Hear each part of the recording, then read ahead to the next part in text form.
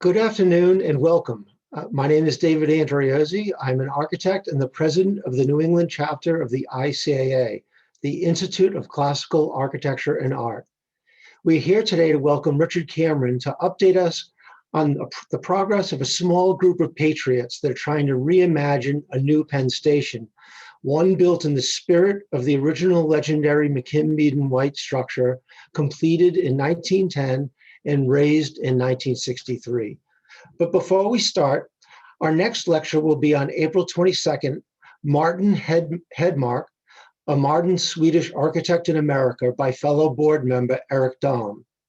Also, we will be doing a Q&A session at the end of Richard's talk, which we hope will be as dynamic as the presentation itself.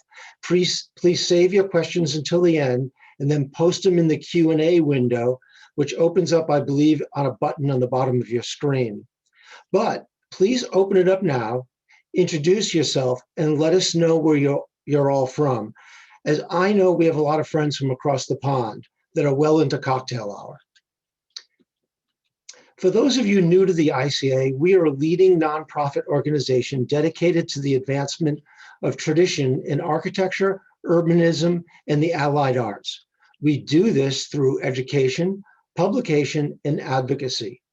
The Institute, our mothership, is headquartered in New York City with 16 regional chapters across the United States.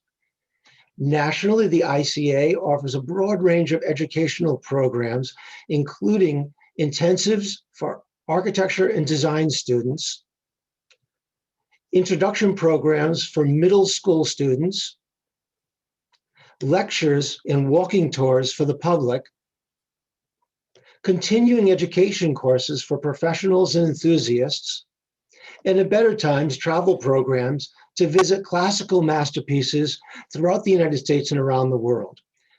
We also produce publishing of original and reprinted books and an annual journal entitled The Classicist. Regionally, in addition to providing educational tours that I just mentioned, our New England chapter hosts the Bullfinch Awards annually. This year at the Harvard Club in Boston on October 2nd. There, we honor the best accomplishments of traditional and classical architecture, landscape architecture, interior design, and the allied arts. This year's event will include keynote speakers, lecturers during the day, Thomas Lubke, Secretary of the U.S. Commission of Fine Arts, and Carol Westfall, past chairman of Notre Dame School of Architecture, a renowned program specializing in the traditional and classical arts and urban design. There is no close second. This will actually be combined with an event celebrating the laureates from 2020 to 2021 together for a wonderful evening. Please join us together for the celebration, but more importantly, consider submitting your own project for a Bullfinch Award at classicist-ne.org. If you have any questions about joining the organization, our executive director, Sarah McDonald, will post her contact information right now in the chat box, so you can contact her directly. Richard Cameron is the principal designer at Atelier and Company, Brooklyn, New York. Atelier is a unique firm. His goal exists to revive the teaching of architecture as a fine art in the model of l'École des Beaux-Arts in Paris. Richard was also one of the founders of the Institute of Classical Architecture and Art himself. So in a way, our chapter, only started in 2005, is really one of the children of that vision, growing to spread the original message further. He was educated at the University of Toronto and Princeton University. His work has appeared in the Wall Street Journal, the New York Times, and the Architectural Digest, and numerous other publications. Mr. Cameron has been involved with the organization for 30 years, involved for over 30 years to rebuild Penn Station, an advocacy project to replace the existing Penn Station in New York with an adaptation of the original masterpiece inspired by the original McKim Mead and White masterpiece, which again was demolished in 1967. Richard, thank you very much for your taking time out of your schedule to share your dream that and this actually is the organization itself, ReThink New York, which is currently leading the movement forward, which we'll learn more about during the presentation. So thank you so much for joining us and being part of our team, the ICAA, and giving us a follow-up on what's going on. Thanks, David. Can you see me okay? I can. Oh, good. Okay. Hope everyone else can too. And I'm going to do this. I'm going to do this at the beginning, just as a quick introduction, and then I'll start the presentation. I'm actually going to turn my screen to share screen so you guys can see the images and not focus on me for the moment. But I wanted to thank you, David, and the New England chapter, and Sarah. It's really great to be back.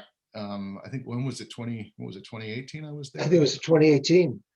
Yeah, and I mean, it was just, you have such a fabulous dynamic chapter, and it's just extraordinary as someone who, kind of was involved in the beginning of this, along with a bunch of other people, to see the chapters, taking off and becoming such extraordinary individual organizations that,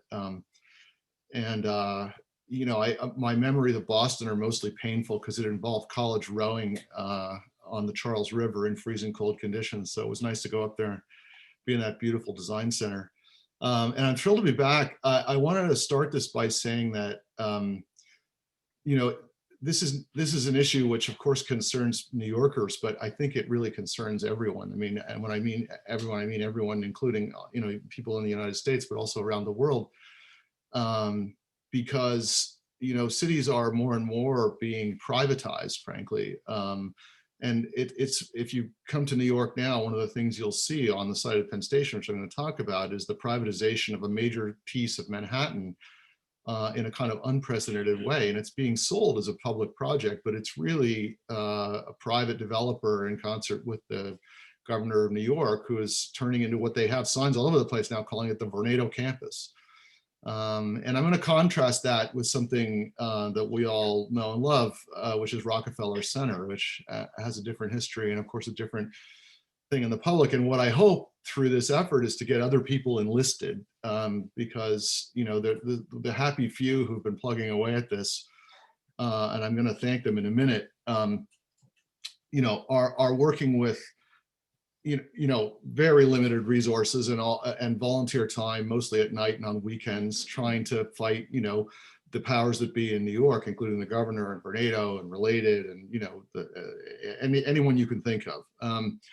And unless we enlist more people to the cause, unless we raise some money, which I'm going to ask for as well on this presentation for this 501c3 that we're working with on it, we can throw a few pebbles, but we need actually at least a couple of good rocks for our slingshot, to try and more importantly, actually what we need is the public to participate, because we'll get what we deserve, frankly, unless we speak up. And that's what this presentation is about. So I'm going to turn my share screen thing on here and start this thing. Are you able to see it okay? Not yet. Not yet. Okay. How about now? You are on. Okay. So let me just get this slideshow up here.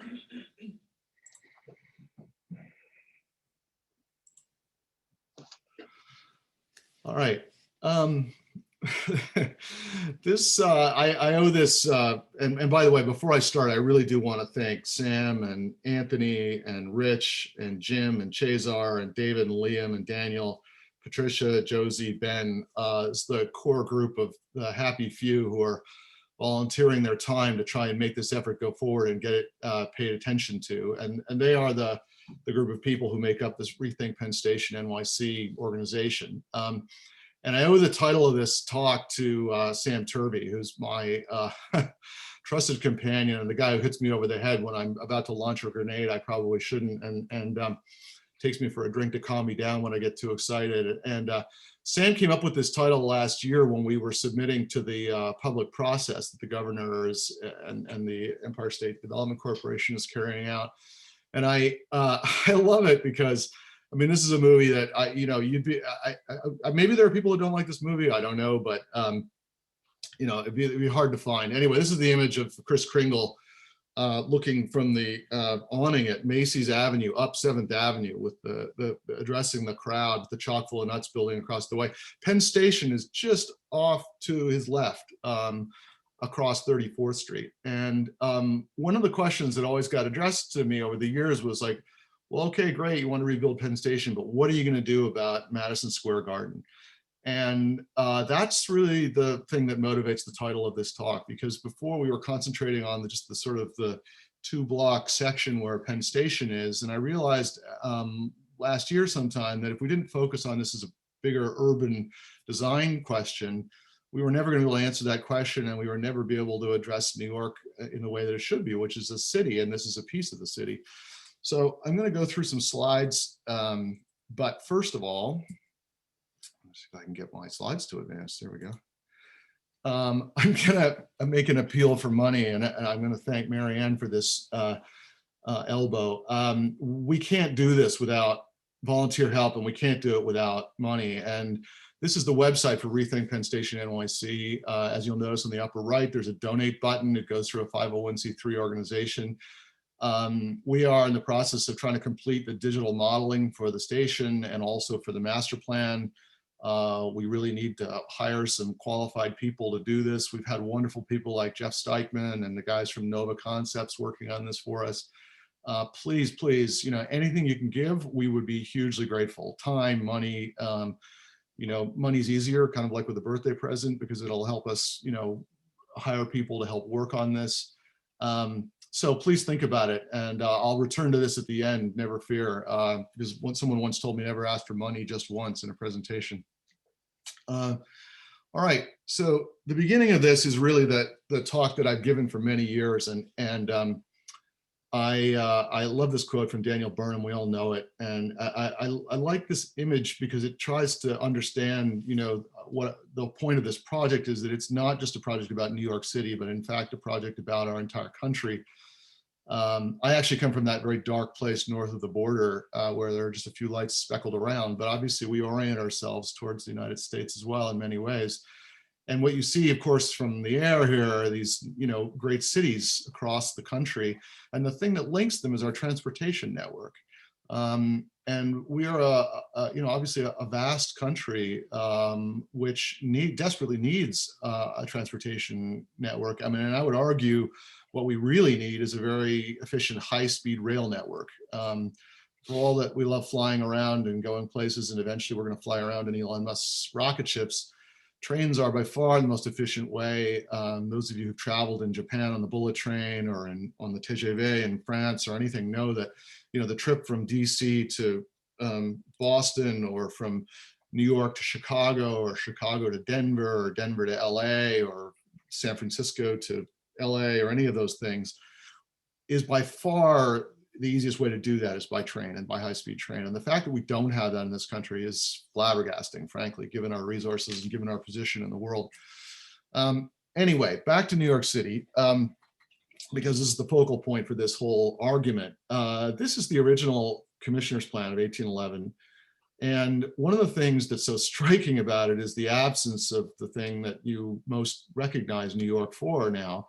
And the reason I like to show this is because it shows you what would happen if you just let developers develop anywhere. They've gridded out Manhattan as a series of development lots from south to north. There is a park downtown, kind of around where Washington Square is. But other than that, the thing that's of course missing is Central Park. And whenever people say to me, you can't possibly imagine you could rebuild Penn Station. I mean, how could you ever get that done? Look at the forces at work. I always say, that's exactly what people said about Central Park. And imagine New York City without Central Park for a minute. And what a rat's maze it would be. And of course, the great thing about Central Park is that it turned out to be the most brilliant development move on planet Earth, right? All of the most expensive real estate, or much of it, is concentrated around this park.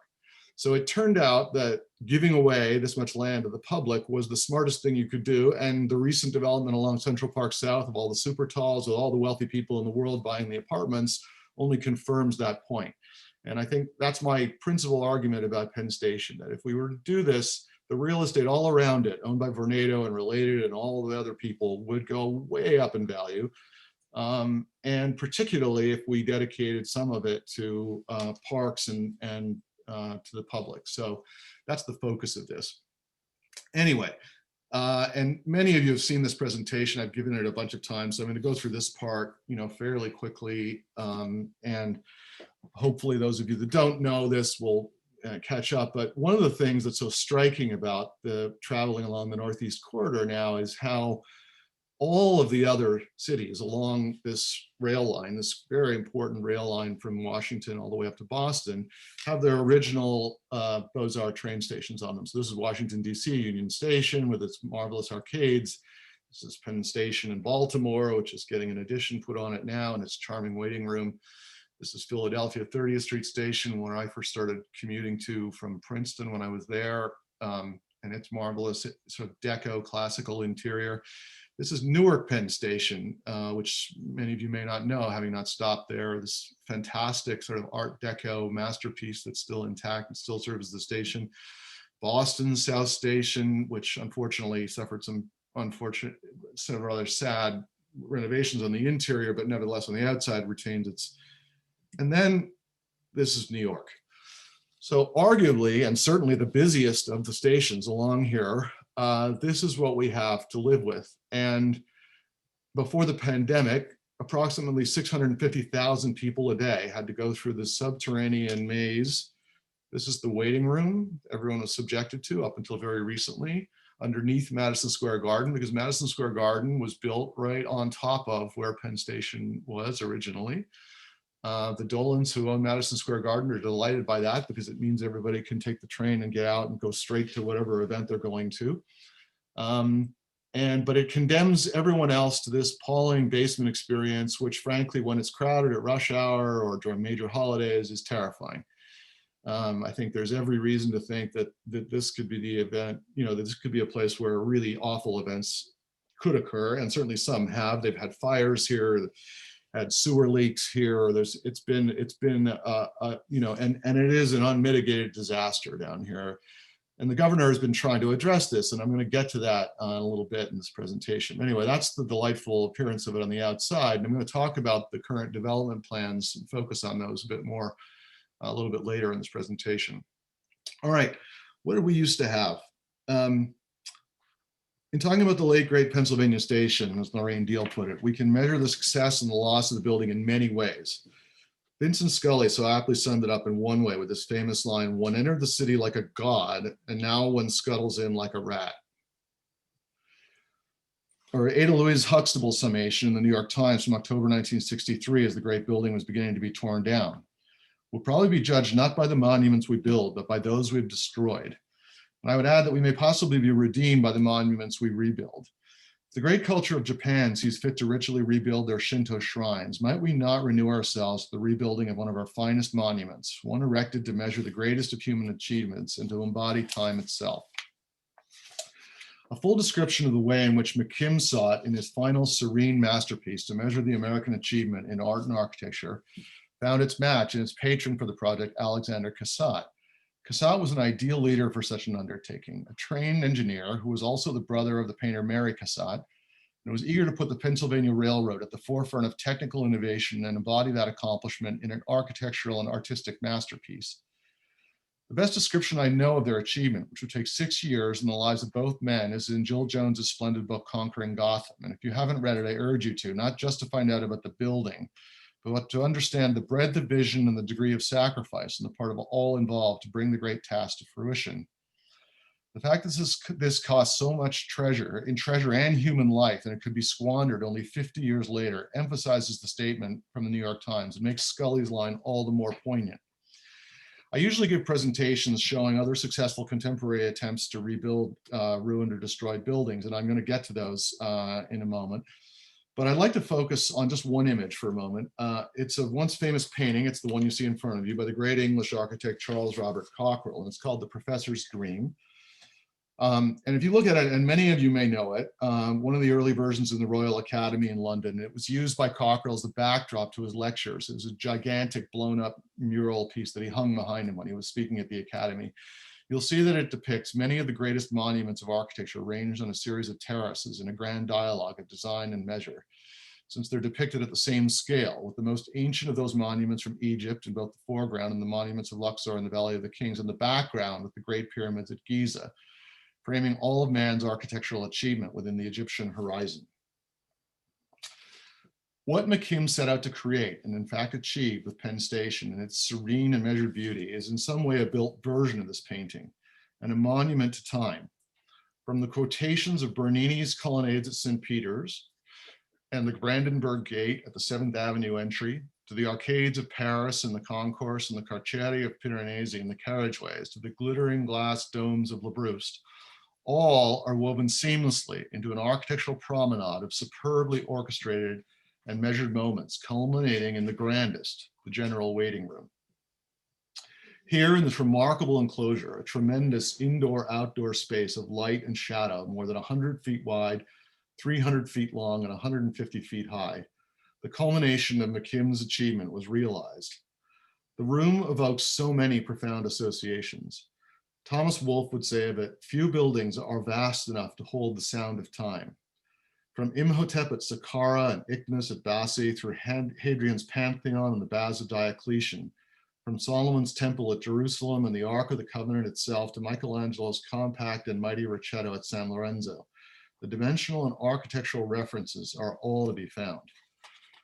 But like Beethoven's towering symphony with its endless musical references, the room is apparent simplicity itself. And I'm going to go forward through these slides. This is a little comparison we made just to give you an idea of the scale of this room. This is a section I've shown for many years that we made in the office, showing Grand Central Station fitting comfortably vertically underneath the vault of the general waiting room. And this, of course, is the great master plan that McKim Mead and White created. 8 monumental Roman Corinthian columns. Let me just get through these quick slides quickly just so you can see the interior. This is, of course, the exterior on 7th Avenue. And this was McKim's original vision of it, looking along 32nd Street with the arcades of the Rue de Rivoli. Really, he envisioned a combination of Rome and Paris on the Hudson for New York City, with the station, the vaults in the background. Here's the great waiting room. 8 monumental Roman Corinthian columns, subtended by 12 Ionic columns, framing the entrances to north and south. 2 great archways guiding the traveler or the visitor down from the elegant shopping arcade at street level to the concourse, the light streaming to the tracks below. 8 monumental candelabra on the scale of St. Mark's Square, a background of Roman travertine laid out in even courses, marching up to the 6 gigantic Jules Guérin murals of sky blue depicting the breadth and reach of the railway system, and up to the 8 thermal windows admitting the light of the ever-changing sky, all beneath a canopy of cofferings so delicate and airy that it appears a mere bubble of lightness, in the words of Cockerell, who's evoking St. Stephen Walbrook. And there, of course, is the great concourse that I was referring to earlier. But what of time itself? Where is it? McKim put it everywhere, in the 4 great sculptures of night and day, framing monumental clocks by Wyman over the entrances, and the clock suspended in midair in the glittering concourse. Tempus fugit, and how it does. Taking flight in Wyman's 22 eagles, evoking again the Pantheon and the ascent of the soul of the Roman emperors to heaven, there to become stars. Surely a reference Whitney Warren picks up in the celestial imagery of Grand Central. And at the apex of the composition, McKim placed a phoenix-winged hourglass over the 7th Avenue gate, awaiting the first rays of the Easter sun on Manhattanhenge, or in its older coinage, the Manhattan solstice, when the sun's first light streaming down 32nd Street would illuminate McKim's great composition to time itself, its glowing pink granite linking us to the ancient Egyptians and to all those humans who erected monuments and lifted up their eyes to the rising sun and their creator.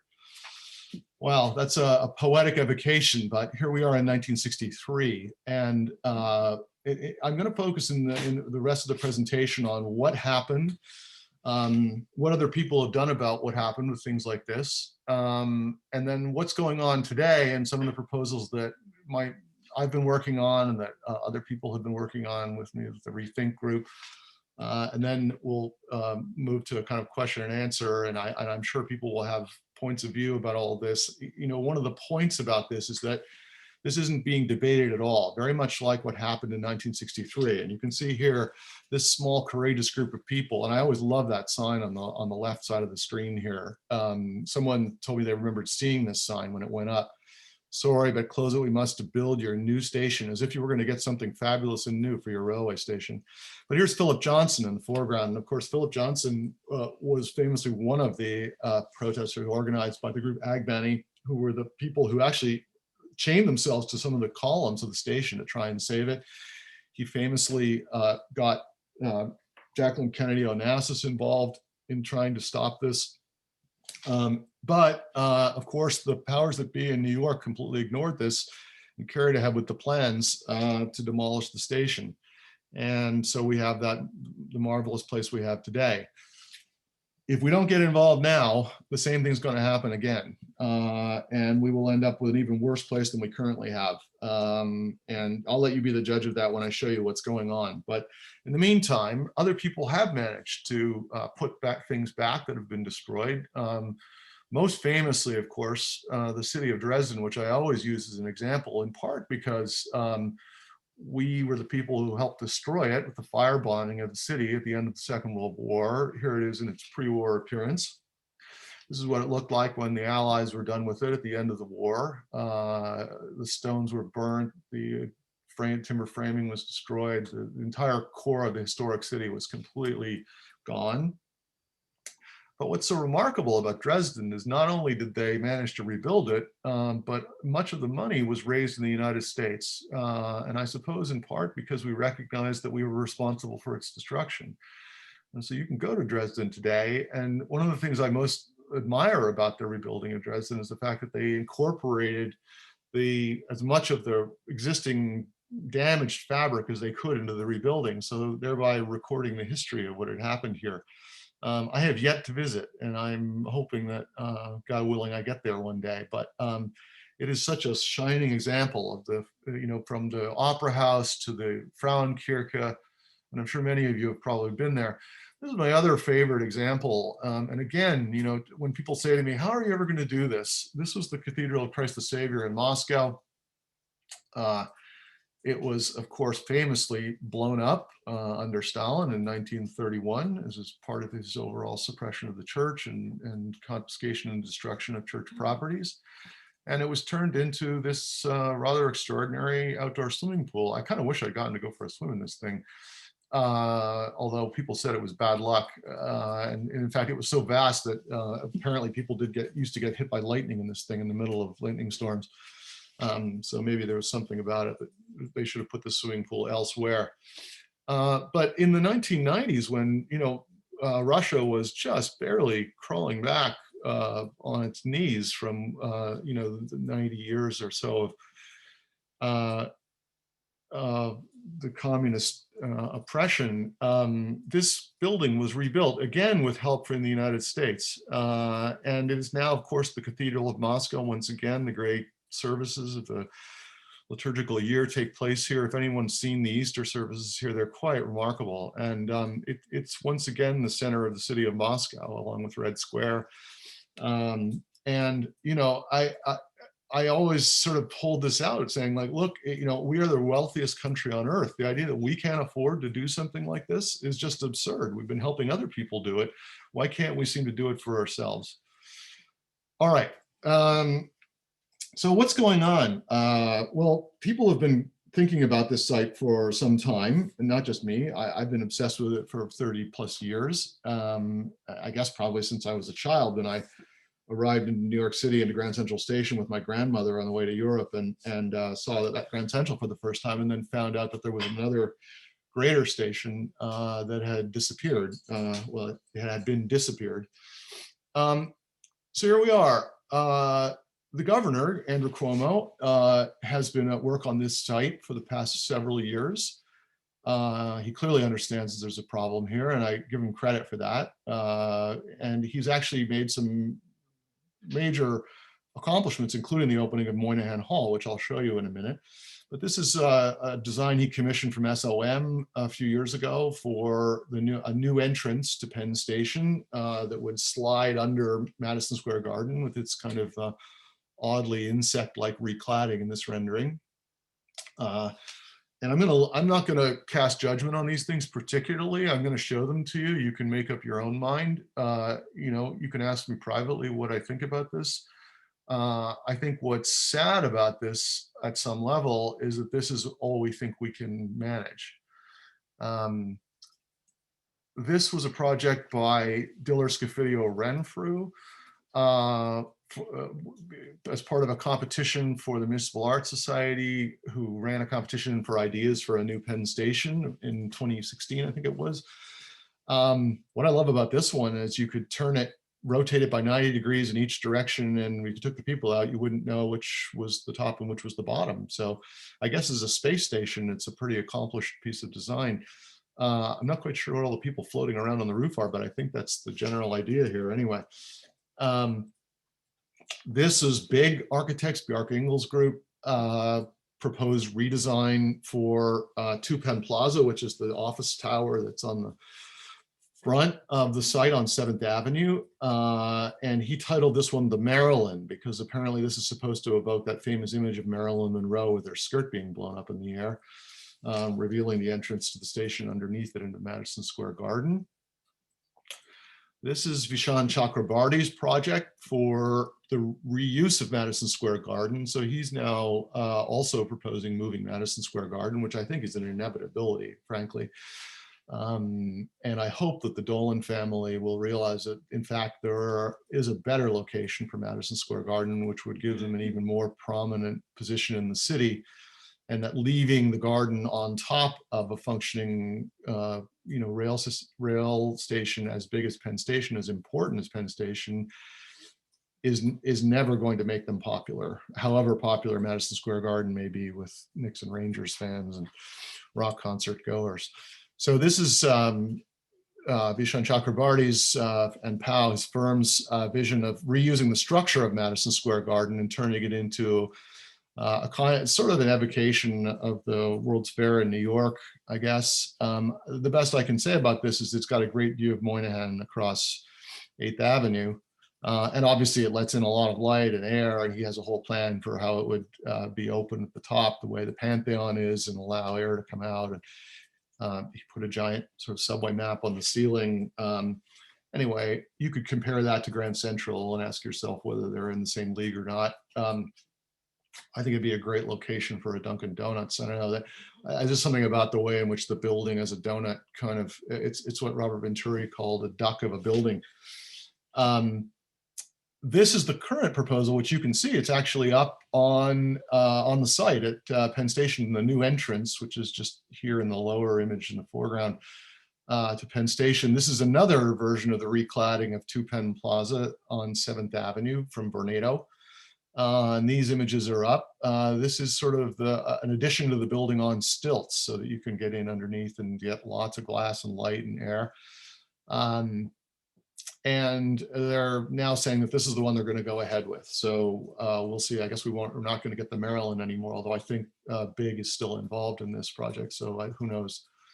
I put this in because just in case you think this isn't going to get done, this is the new proposal for the appropriate framing of Grand Central Station, with the new KPF tower to the left and the just recently approved SOM project for the Commodore Tower on the right. This was passed, I think, unanimously by the New York City Landmarks Preservation Commission as an appropriate framing for Grand Central Station. And the idea here is it's being deferential to the station by bending in at the bottom. So you can see it in this section view, and here you can see it in their digital rendering of it. Wow. Anyway, as I say, this is the city we get if we don't decide to say something about it. It's not the city I want to live in or even travel to, frankly. I don't know where that building belongs, but right next to Grand Central, it is, in my opinion, doesn't. And the idea that the Landmarks Preservation Commission, which was set up in response to the destruction of Penn Station and helped save Grand Central, thinks that this is the best way that they can frame that building, just strikes me as astonishing. There is some hope and also some good news. Moynihan Station, which you can see here in its initial proposals, also from SOM, they're in the sort of mid-ground between related Hudson Yards project and Madison Square Garden. And there you see 2 Penn in the foreground and 1 Penn off to the right. And here are the proposal renderings, has been on the horizon for quite a while. It started with Daniel Patrick Moynihan back in 1992. Here are the SOM renderings of it. And it just opened in 2021. And for those of you that haven't been to it, I urge you to go see it. It's marvelous that it's here. It, I think, is a wonderful adaptive reuse of what was originally an industrial sorting facility for the post office. I think that the architecture that was sort of put inside it is a little bit, corporate in my view of it. But the far bigger problem, and by the way, I love the clock that Peter Penoyer and his firm put in the middle of it. It's by far the finest new thing that's in there by a long shot, and of course evokes the great clock at the original Penn Station. The main problem here, I think, is twofold, and Sam Turvey has pointed this out. One, this only serves about 20% of the people traveling through Penn Station because it's way out at the eastern or the western end of the track plan. And so unless you get on at the right end of the train, you're not even going to get to go out under this, and you'll still be going out under Madison Square Garden. And secondly, they've managed to kind of create this hall where everyone's going to have to congregate at the head of the escalators, which means, again, the kind of typical sort of overcrowded situation, albeit in a larger and much more pleasant space than the current situation. So this is a good start, and I think we're all very encouraged by this. And I think what our plan and the stuff that I've been working on is really a compliment to Moynihan, saying, look, this is the beginning of what should be a rebuilding of the station, a master plan for the site, and the proper center to the whole Northeast Corridor transport system. Okay, this comes from the Governor's Empire State Complex Master Plan, which is available online if you want to look it up. I've sort of cherry picked some of the images. It's a huge report, hundreds of pages long, lots of appendices, studies, all sorts of things. But I think this is the most telling part of it. This is a shadow study showing the proposed development. And I'll just give you a quick view with the mouse. There's Moynihan. There is Madison Square Garden. That's 2 Penn Plaza. So they're proposing to ring this entire site with tall, straight up skyscrapers.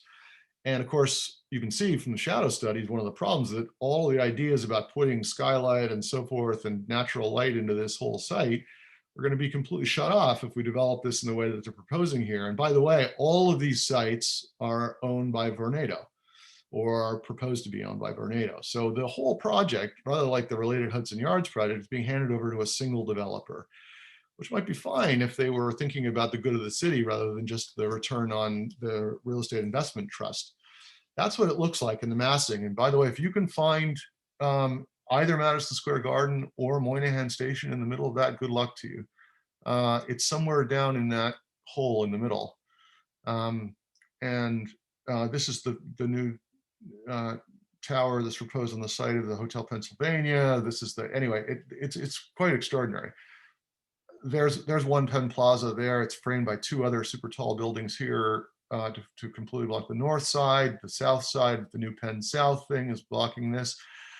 Jim Venturi and his group ReThink New York, of course, have been working brilliantly on the transit plan part of this, and I urge you to go to their website, ReThinkNYC, to look at their plan, because they, of course, have identified all of the problems with the way this is being thought about from the private development point of view, from the lack of any insight about an intelligent transit plan for the city and so forth. And I'll show an image of one of from their site shortly. Here are the massing studies. And by the way, look at the 2 on the bottom left and bottom right. This is really striking. This is the view along 34th Street. And this is why I've called this talk The Miracle on 34th Street, because in my view, this is not a miracle on 34th Street. The view of the Empire State Building will be completely lost along 34th Street if this development goes ahead. And the iconic status of the Empire State Building as the kind of focal point of the island of Manhattan will be completely destroyed. It is an astonishingly short-sighted and profit-oriented development for this site, in my view. And if that isn't enough, to top it off, Madison Square Garden thought they'd get into the act, and they decided back in 2016 that they would propose a free fall ride on top of Madison Square Garden. I don't know why they need to do this, because Lady Gaga is perfectly capable of parachuting into Madison Square Garden, you know, from a helicopter. But anyway, the idea here is it would build this big tower on top of Madison Square Garden that you could go up and zoom down with your kids in. No further comment. All right. So what can we do? Well, I've been plugging away at this for many years, and I'll give you a quick tour of some of the things I've been doing, and then I want to talk again a little bit about the ReThink effort, and then I want to open this up to questions, comments, dialogue, you know, Venmo money. Anyway, all right.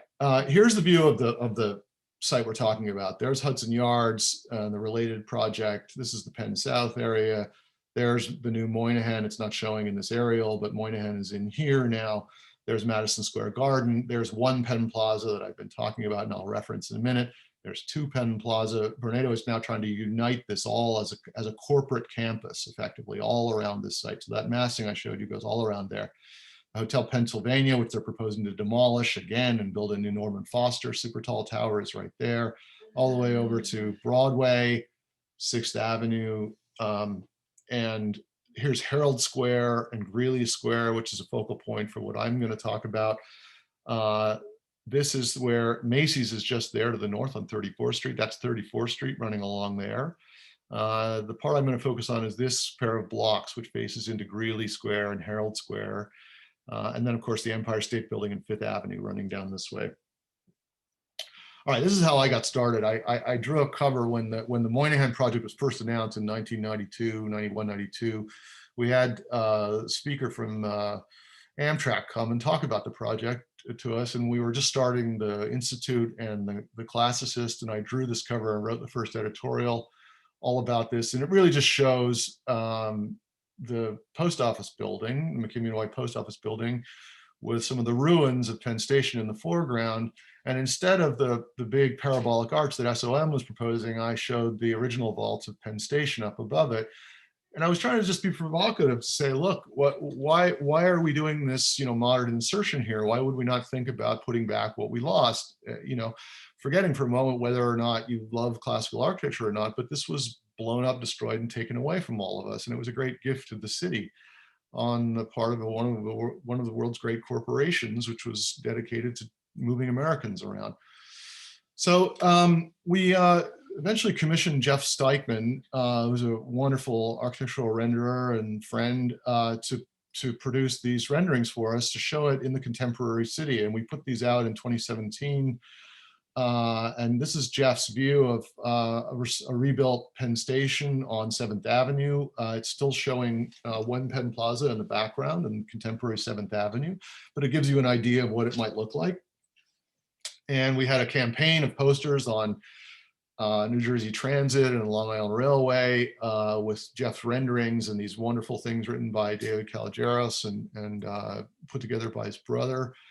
Which ran for a few months and got some attention, which was great. You know, and you can see in this drawing that we've actually proposed some interesting potential changes to the station. We're not saying that it would necessarily have to be an exact replica, and I think other people could come up with other ideas, but we opened up the blank walls here in this column screen to the areas up above. We put cafes on the top of the ticket booths and so forth.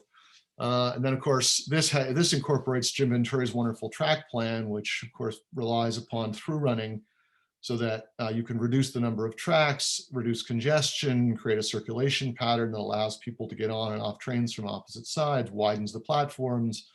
And Jeff drew, of course, the original concourse on top of Jim's plan to show what it would look like if you actually did that.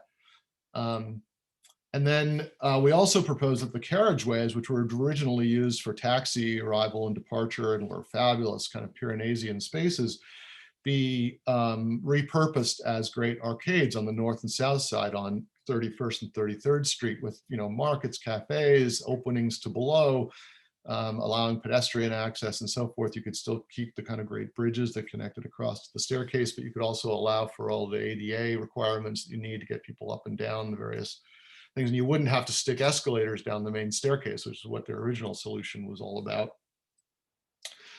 So just a quick aside, you know, people often ask questions like, well, how would you do this? Could you possibly do this? Like, how could you rebuild such an extraordinary building?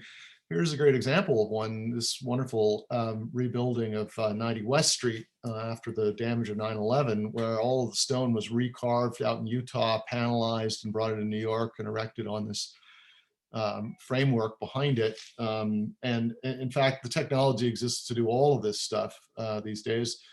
And my good friend Robert Baird and his great company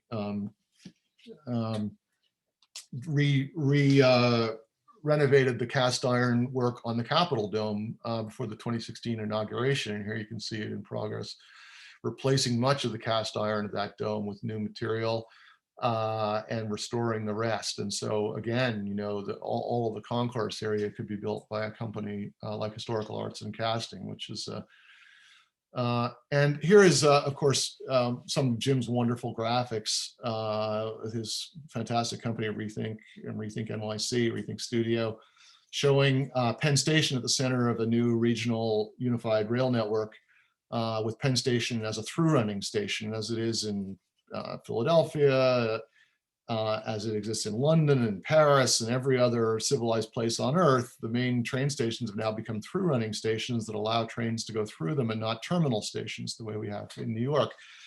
So once again, you know, this brilliant thinking, and I really urge you to go to Jim's website and watch the videos. They're very compelling, and it baffles me that people in government aren't looking at this saying, wow, thank you for doing this. You know, most people would be getting paid millions and millions of dollars to do this. Jim has been doing this entirely on his own because he believes in this vision for New York City and the greater New York, out to Sunnyside, up to Port Morris and the Bronx, and then connecting it back to all the original rail systems.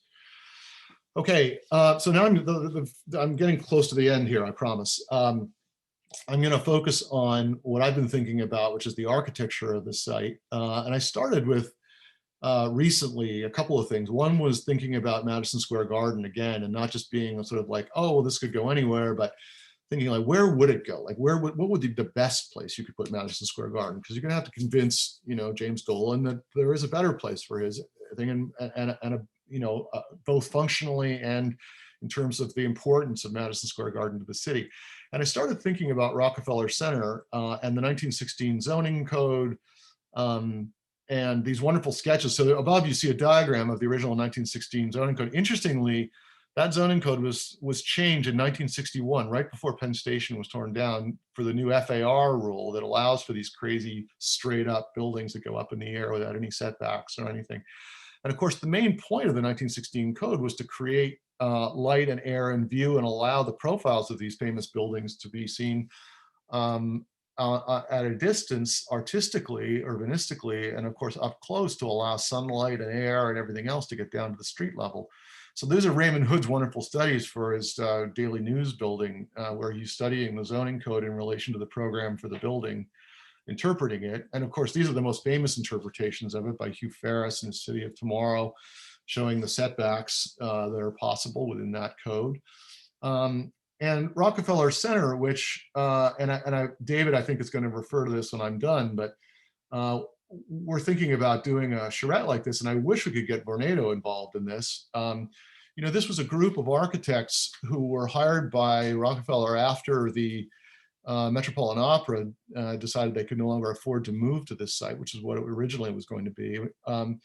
And Associated Architects were a group of some of the most famous and well-known architects of their day, but they decided that they wanted this thing to be a unified urban composition, and they didn't want any individual architect to be identified with a particular building. So such a contrast to today, where it's all about, you know, the name brand of each architect.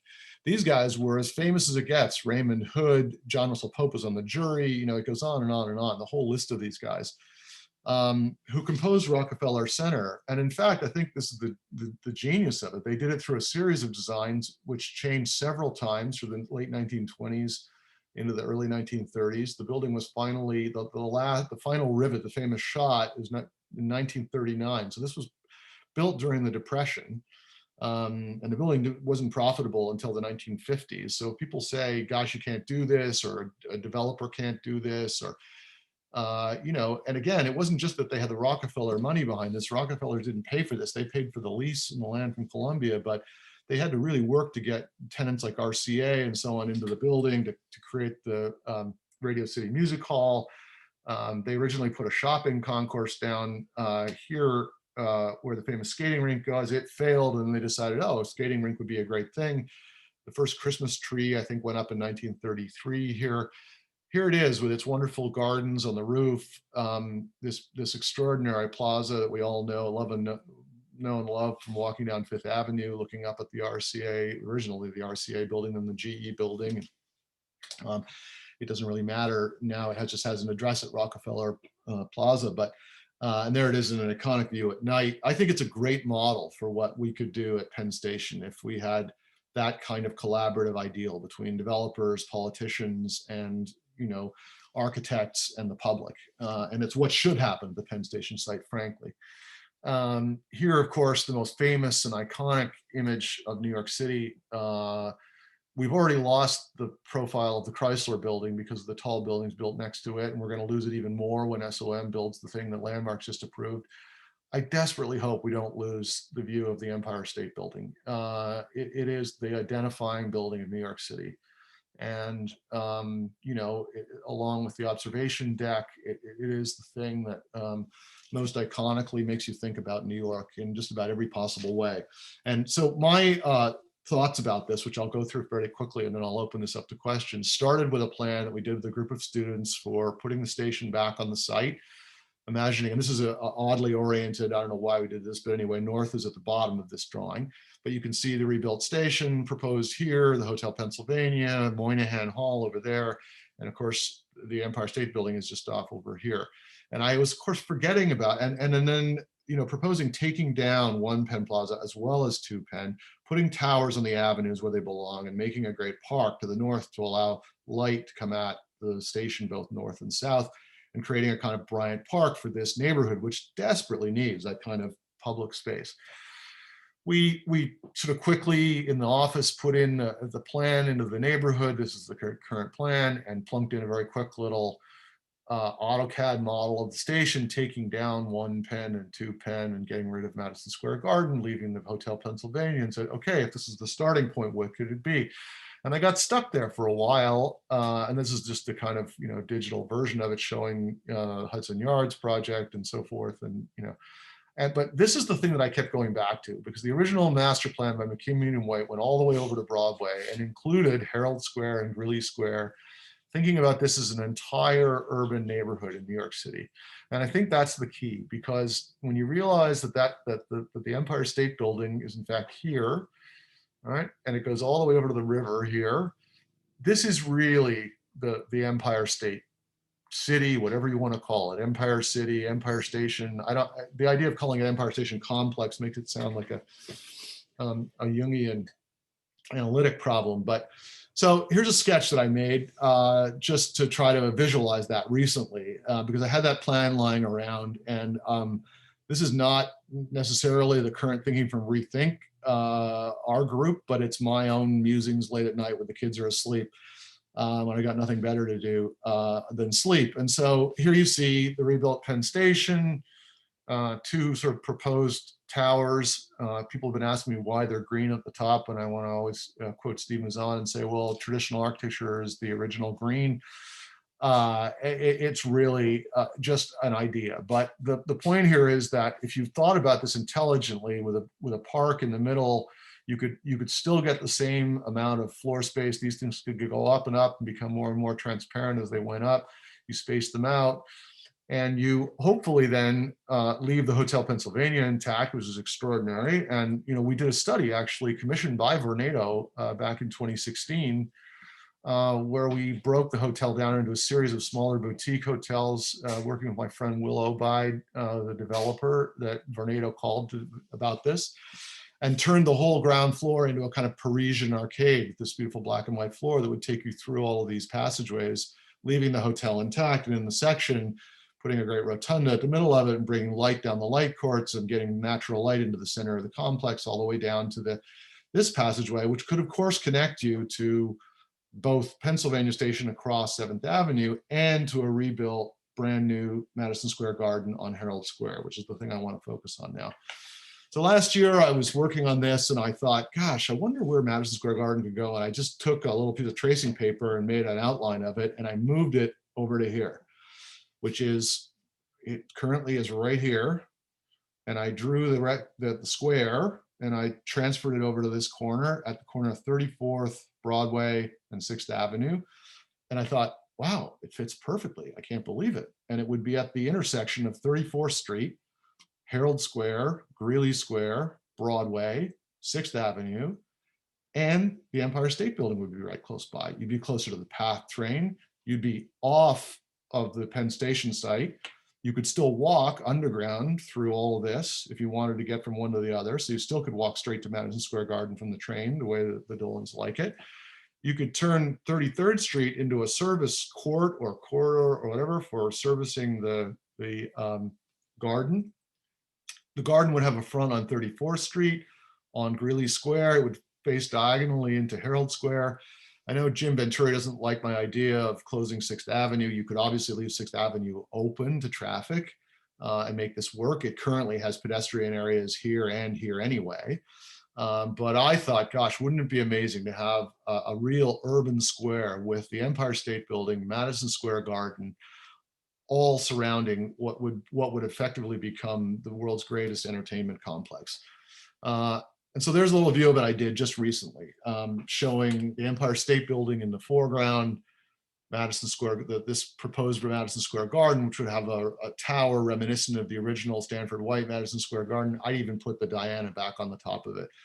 It could have a retractable roof, which means that when you're at a Ranger game or a Knicks game, and it was a beautiful night, you could open the entire garden up to the sky, seeing the stars. You could see the Empire State Building. You could see all of the rest of Midtown while you're sitting at a game. There'd be a roof garden on the top of it, a further roof garden down here above this extension of the building, the service area here, the Hotel Pennsylvania, the rebuilt Penn Station, the two towers for Vornado to develop, and the park north and south. You could even keep the Sky Bridge, which was designed by the same architects, Shreve, Harmon, and Lamb, who designed the Empire State Building, connecting across 32nd Street. And that thing should be landmarked for sure. It's spectacular. It's this little tiny thing you can see here. When you go to, it's the only surviving real sky bridge left in the city from that vision of those things. There's a detail of it. So you can see the roof garden, all the people. I would do it as a kind of a hybrid building with lots of glass and light and openness, kind of like Lincoln Center meets the original Madison Square Garden, maybe. But obviously this is just one idea, and you know, it's as I said, this is hardly prescriptive. It's just the way architects think about things. Here's a view of it I made.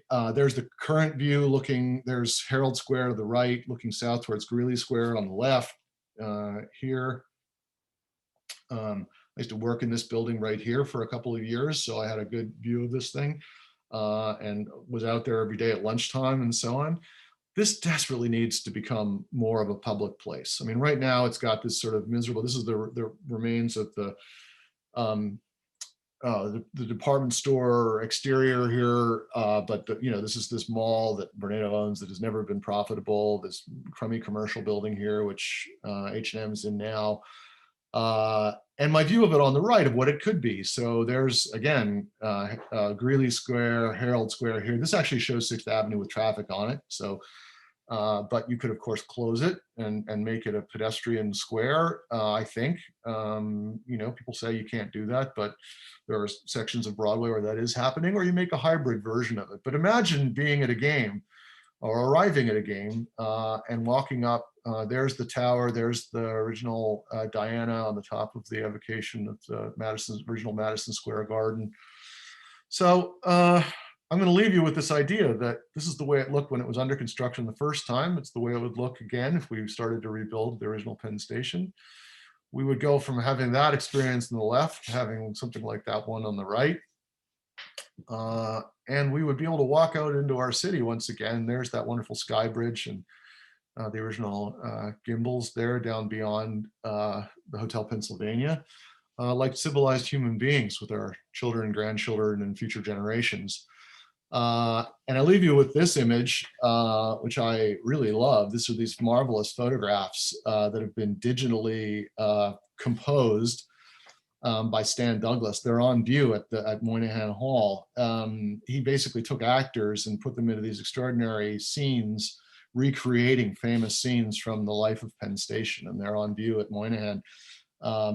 They're quite superb, and you can go on his website and the gallery website, the Zimmer website, and see these things. But this is what we should have again, and I thank him for doing this, and for the people at Moynihan Station for giving us this vision of what this could be like again. Imagine getting to go and watch a circus performance on the steps of a rebuilt station.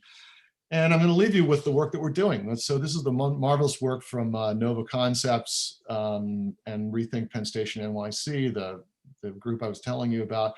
We're working on creating a full digital recreation of the rebuilt station. And we want to try ultimately to make it a kind of open source thing that people could use to imagine how you could adaptively reuse this thing. So we have a vision for what it could be. This is the Great Arcade looking from 7th Avenue towards General Waiting Room, and the Great Waiting Room, which Ken and his team have now peopled with contemporary people as if it was there again with the great Jules Guerin maps. I'm going to give you a link at the end of this to the 3D model that you can at least look at of this, but we really, really need help. So I'm going to return again to this is the Rethink Penn Station NYC. Please join the effort, whether it's sending us, $10 or, $3 billion that we need to rebuild this, or whatever it is. And I thank you for the chance to talk about this again, David and Sarah. Richard, that was wonderful, as always. And it certainly makes you rethink that there really are possibilities out there. We're just not considering them. The narrative has been pushed to one side, and we need to open the narrative up to everybody. So I want to start by reminding everybody that not ask your questions, don't ask them in the chat area. There's a Q&A area, so I would ask you to go there. And if you have any questions, and we'll try and answer as many as we can. And again, from a philanthropic standpoint, the donations would go to the ReThink website, correct, Richard? Correct. Yep. Okay. You just hit the donate button, and it takes you to the link, and it goes through the group that we're working with is the Buckminster Fuller Institute, which is 501c3, and they're a wonderful partner in this, and of course the ReThink name is part of has been sort of wonderfully lent to us by Jim Venturi, who has it as the name of this company as well. I know it causes a little confusion, but we're trying to make the point here that we are a genuinely collaborative group, and it is really a kind of citizen-led effort. But we really hope to enlist, everyone. I mean, the developers, the governor. The whole point is that this is the most important project we could be working on in the city, and it should involve everyone, and everyone should have a voice in it. And I think that happens two ways. I mean, on one level, you need the money, you need the patrons to come to give you the wherewithal to move forward. You also need political support.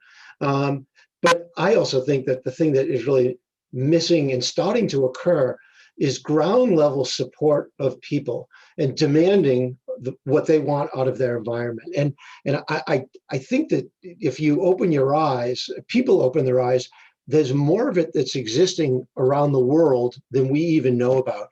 I mean, examples of that are there's a gentleman named Michael Damont is a young gentleman, and Bertram Barthel.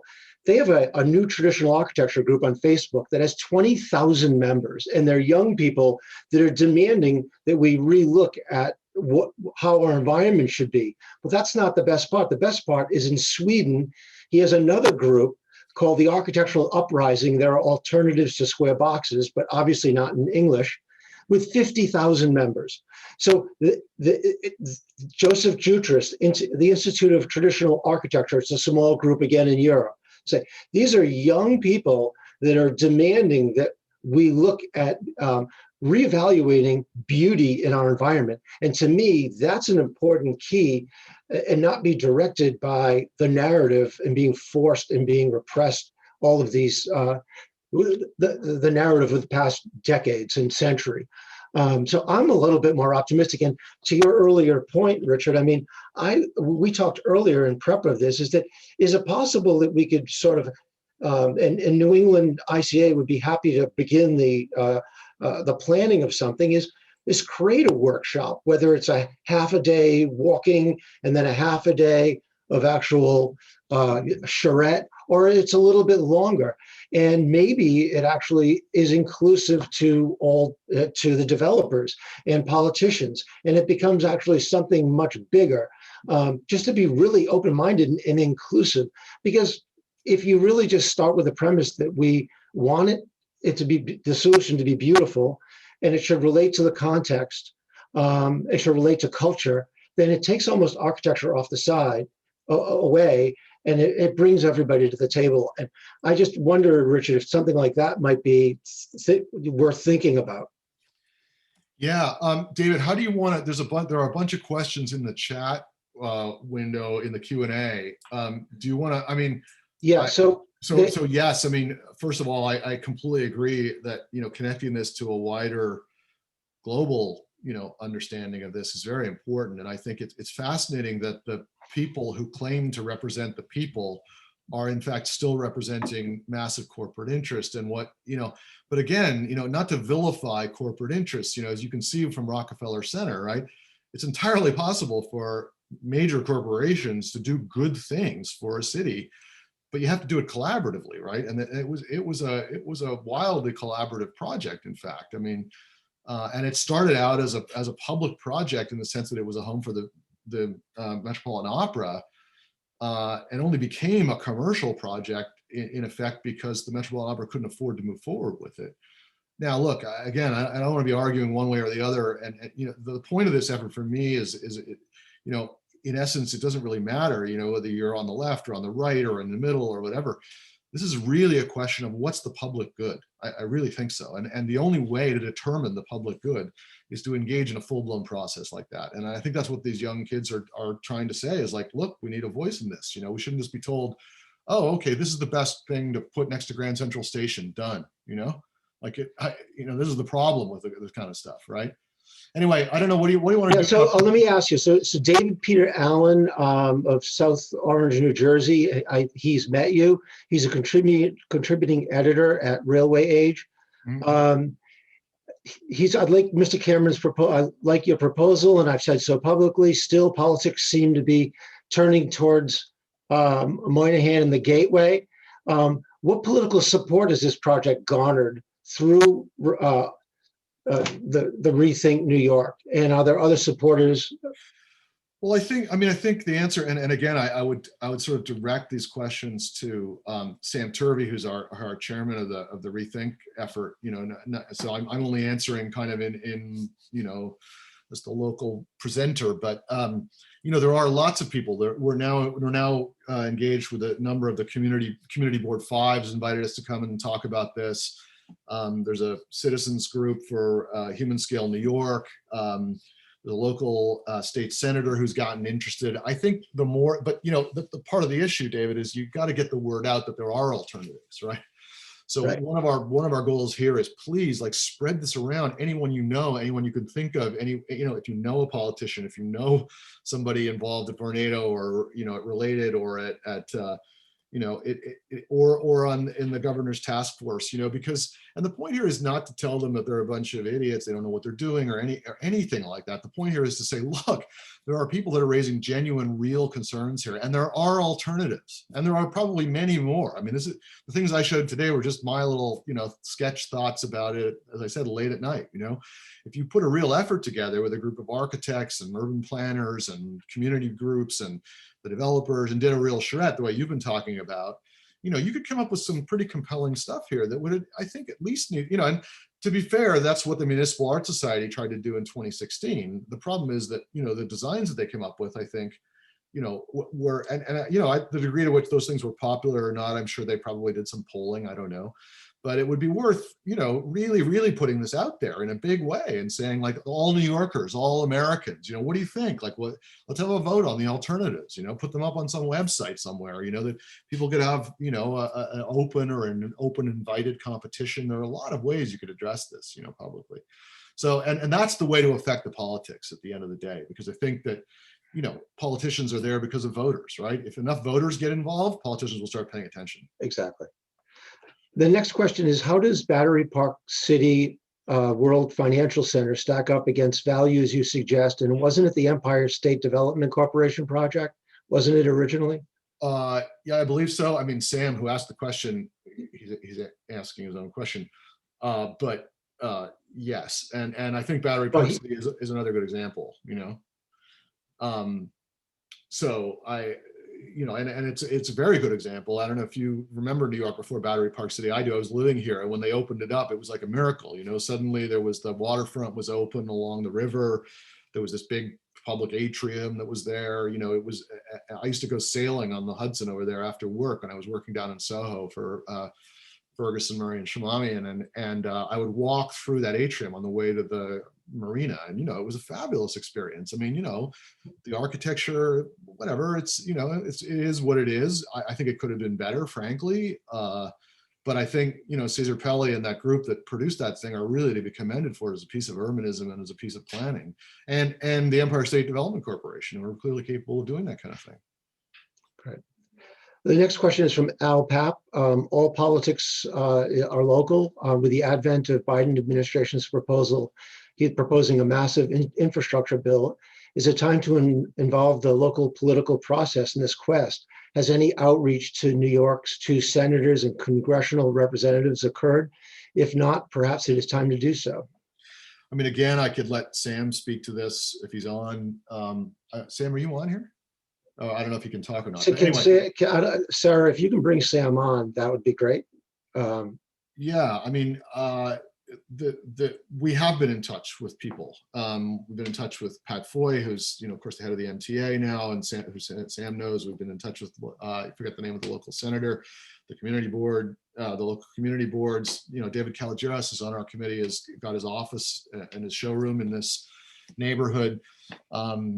I've had this conversation with Vornado some years ago. I mean, when they commissioned us to do the study of the Hotel Pennsylvania, we were in the Vornado offices. In fact, my drawings are still hanging there, as far as I know. I haven't been back since then. But and I said to them, what about rebuilding Penn Station? And they were like, well, we've actually considered that. So it's not as if it's a pretty obvious thing to think about at some level.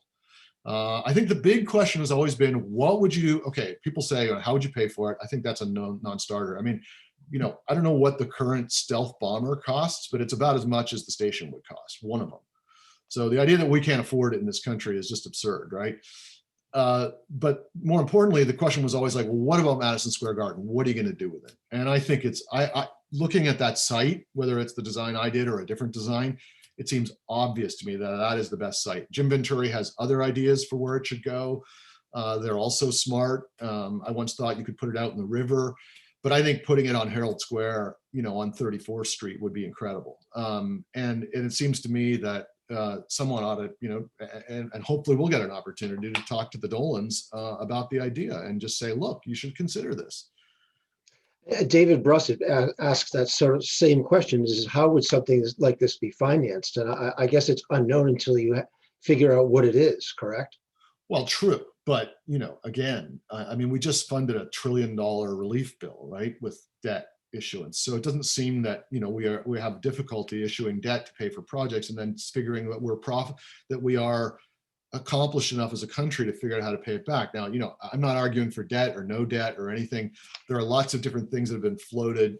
Gene Kaufman, who's an architect in New York who I've worked with, had a very brilliant analysis of the possibility. He argued that you could make an argument to landmarks that if you rebuilt the original Penn Station at its basically one-story building, right, you could revert all the original FAR to the site and then transfer it to adjacent sites using air rights, and you could eventually sell those air rights to fund the thing. So there are lots of potential proposals out there. There's even a proposal for an air rights bank in New York, where you could put, air rights into a bank and use them elsewhere.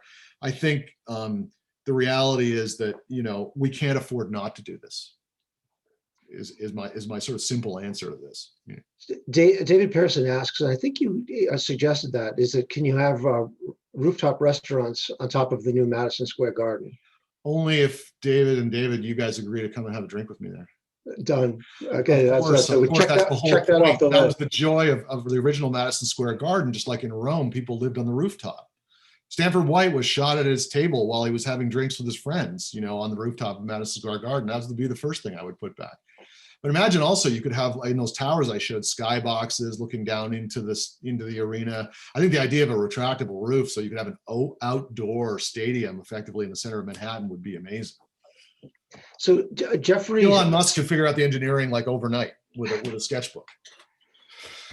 Jeffrey Snelders says, is there anything here in Europe that we can do to bring this to the agenda?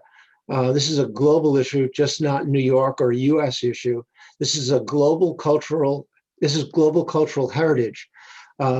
We need to bring this to the global agenda. And I just want to jump in by one thing is that, people don't realize that most people don't realize that the World Columbian Exhibition in 1893 had 27 million people visit it in Chicago. Okay, and there were only 63 million people living in the United States. So, and that was a prelude that 4 years earlier was the Eiffel Tower. And it was saying, this is something that's so important in the world that it's creating a moment, not only for New York City, but not only for New York as a state, not only New England or New England next to us, our country, North America, or the world. And I almost, to Jeffrey's question, we have to look at something like that this way. Yep. Which of course also was a great collaborative project, right? Daniel Burnham involved every single well-known architect at the time in that project, and landscape architects, artists, artisans, everyone got involved from all around the world, in fact, for all the different pavilions. And I think it's a great model and I should probably put it in here, it's just a question of time. The other way they can get involved is that, you can send money. We've been sending money to help rebuild Dresden, to help rebuild the Cathedral in Moscow. That, now granted, we were the ones that did the damage, certainly at least in Europe. But resources help a lot, and I think that in particular, and again, I don't want to make this all about raising money, but it's amazing with a few well-targeted things that could be funded with, let's be honest, a few $100,000 of funding for some architects and artists and others to work on this thing, right? To create a real genuine public vision of it would go a long way towards selling the idea to a whole lot of other people, because a picture is worth 1,000,000 words, right? Not just 1,000. And that we all know this, right? When you can draw a picture of something and make it compelling and do digital imaging of it these days, you can really make it appear as if it could be. And then I think you can answer a lot of the other practical questions. How would you fund it? What would you do about power? They're going to landmark, apparently they're thinking about landmarking the original power station, which is the only piece of the station that's still standing on 31st Street. You could turn that entire thing into a geothermal well. You could put thermal, solar glass into all the windows. The whole building could be completely green. You could rebuild this thing so that it was effectively selling power back to the New York City grid. St. Patrick's Cathedral in New York City now is powered with geothermal power. Wow. So I think this is more of a compliment. This from Aniko Mara Samkuti. This is almost the first architectural presentation that includes a deep urban concept as well, since I am here in the United States. Thank you very much. I can only facilitate this way of thinking. This was the way that we were trained in Europe. This point is a fantastic point of view. Thank you very much. A second is an anonymous attendee. Is there an enemy? Who is it? What is it? The enemy is us. But by that, what I mean is, okay, you could make the governor the enemy, you could make Vornado the enemy, but at the end of the day, right, what was Franklin Roosevelt's famous line, there's nothing to fear but fear itself, right? At the end of the day, we're afraid that we don't deserve this somehow, I think, that somehow this vision of the world that McKim and all of his contemporaries gave to us, or Raymond Hood at Rockefeller Center, the Rockefellers or whatever, that we somehow no longer deserve this kind of thing. And I think that's just sad. And I think at the end of the day, the thing we should ask ourselves is, do we? I mean, in fact, and are we called to try to leave the world a better and more beautiful place than we found it? And I think that's the real enemy. It's the enemy within, in a way. I think we all think, well, that's the best we can do. Moynihan gets done and everyone's like, oh, all right, okay, great. We're talking about New York City here. I mean, arguably one of the most important capitals on earth. Circling back on the previous question, which is what can people do other than obviously patronage, is that social media is like really the free key to the world. And you have the foundation for a new social media platform with your website, IG. Can you just explain that? Because that really is a way that people can share your message, your videos, your 3D presentation, and have it all be through social media. Yeah, well, again, I directed to Sam and the ReThink website. I mean, there's now Instagram, Twitter, all that stuff is up and running, and people are able to comment and post. And our real goal, and if we're making one plea, it would be to get enough money to have Nova Concepts finish the digital modeling of the station, because ideally we'd love to turn that into an open source platform so that people could take it and work with it, right, and propose ideas. I mean, the only way to get to the best ideas is try them all.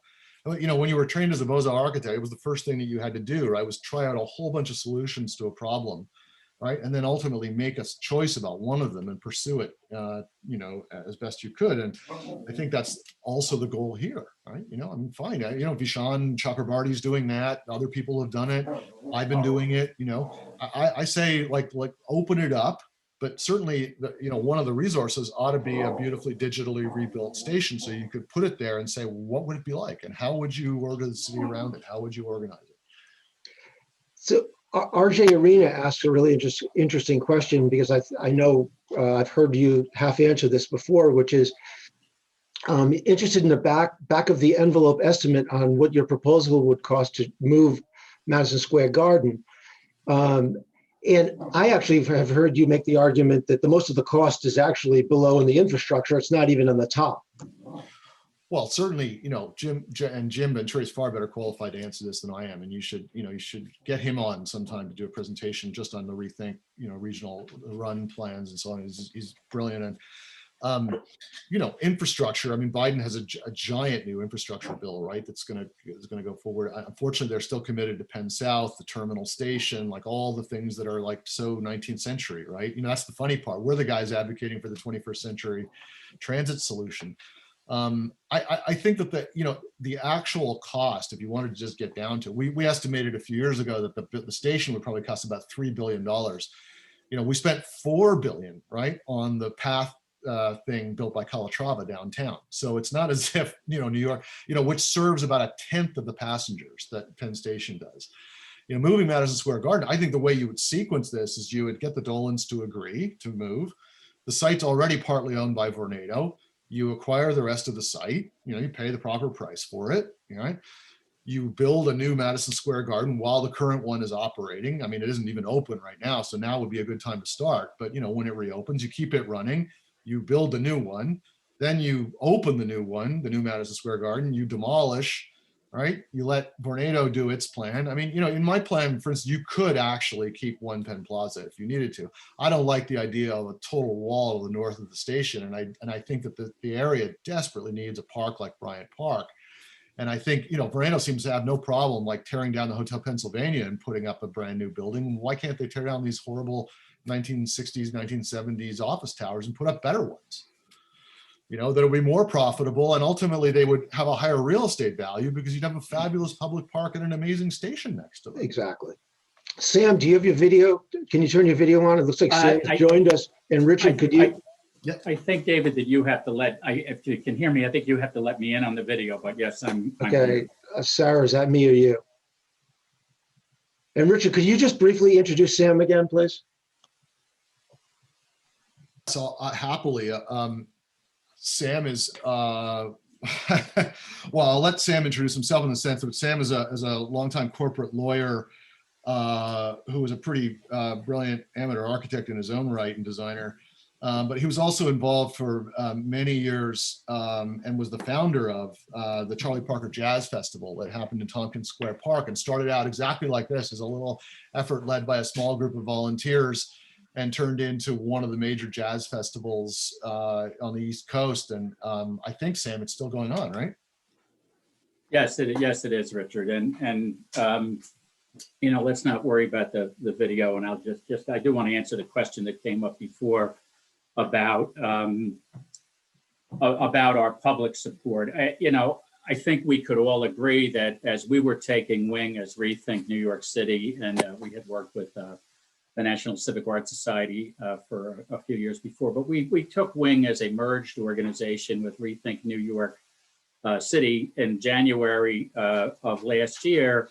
And we had a great event, kickoff event at Remains Lighting in late February, and then COVID hit. And frankly, I think everybody has been focused on that for some time now. And we're all beginning to come out of that shadow and think about infrastructure money that may be coming in, the need to rebuild New York. And while these plans have been there, we took a backseat for a little while to public health and are now coming out of that. What I would say, though, is that there is a lot of the public that has been working on this. Vishant Chakrabarty and people following his efforts certainly have been there.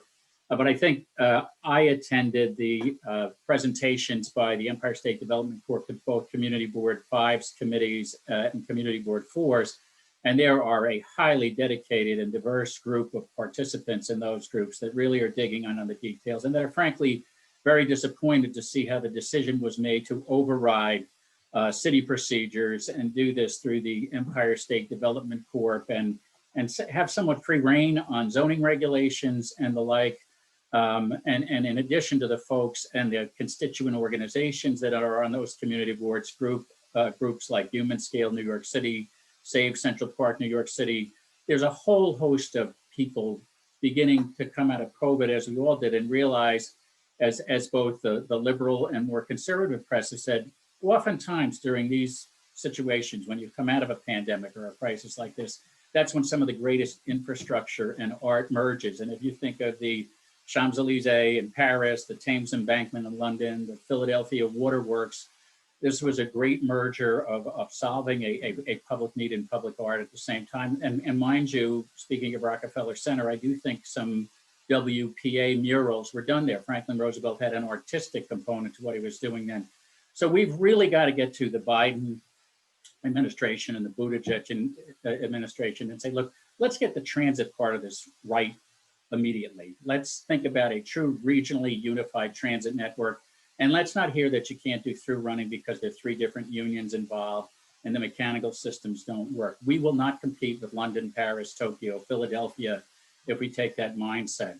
And then if we want to talk about the building, look at the things Richard's done, and there are iterations and there are other things that can be done, but why not something beautiful? And increasingly, I'm hearing that from different groups. We may not agree on every point of architecture or every point of building height, but this is a great city. And what city or state would approve in the same year obliterating views of the Empire State Building and the Chrysler Building? I think it's a city that's been tired out by this pandemic, and I think we've all got to wake up and recharge our batteries and fight back. And when somebody said, who is the enemy? I think the enemy, and I've lived and worked in every borough of New York City, I think the enemy is an almost hostage mentality or Stockholm syndrome we have that we can't insist on and do better. We have to. I said on a broadcast on Metro Focus a year and a half back that, the Port Authority bus terminal and Penn Station, they are like a real embarrassment to the region. And their solution shouldn't require that we sell the heavens above them for mediocrity at ground level. We do not need below ground transit facilities for hundreds upon hundreds of thousands of people. We need to stop and take a big, deep breath, expand the region's core through running, insist on a real quality of life, and look at Rockefeller Center, which may seem like ancient history to us, but Battery Park City is not ancient history. And while there can be many criticisms of that facility, there is of anything in New York, but if you look at the Pele architecture in the Winter Garden closely at the top, it very much resembles and was definitely informed by the train concourse at Penn Station. It is sitting there in plain sight. So people say, why are you talking about a 1910 building? That architecture is timeless. Pieces of it you can see anywhere. You'll see clothing stores like the Gap advertising models on the steps of the Moynihan, even before it was renovated. So we need an open mind. We need lots of different types of architecture in New York City. And I would just close my little rant by saying, I am deeply moved by the example of Jane Jacobs. And I think people should understand that while she wasn't in that picture that Richard showed before, the few people protesting Penn Station's destruction, she was there. She was very much a part of it and has some great quotes in the Rick Burns series about that. And she believed we need different types of buildings. We need asymmetry in the city. We need windows on the street. And we need she didn't use the words, or maybe she did, but they've become more popular lately. We need a human scale, and which isn't to say you can never have a super tall. Of course you can, but we shouldn't block Central Park the way we have. And there's a whole host of other things we can think about. And if we do this intelligently, we can have the best of both worlds. And yes, I do think that various civic groups are waking up in the city, and we need to all encourage each other and keep at it. And we've really got to get our press alignments down and say, hey, look, those slides that Richard showed of those monoliths and those shadows, we can do a lot better. So I'm sorry, but Richard's lecture got me inspired and worked up. So I have a quick technical question. The question comes in is that both Penn Station and Moynihan Train Hall would serve Amtrak. How would they prospectively divide those up in the future? Has any thought gone to that? I'd have to speak to Jim, but I think under the plan, at least under the plan, we would extend the terminals to full length on both sides. The Jersey Transit terminals aren't full length on both sides. If you take out the old postal platform, you can get Jersey Transit people to be able to use the Moynihan. And you know, depending on what station we land with, there's a lot of things you could do, and we would have to work that out. But I would think you would keep the Moynihan focused on being our Amtrak national train station. And if you had a great train station on the other side of 8th Avenue, it wouldn't be so offensive for Long Island Railroad and New Jersey Transit to stop there. It depends on the length of the trains. Those train platforms were lengthened under the post office during World War II. They had very long trains taking troops out.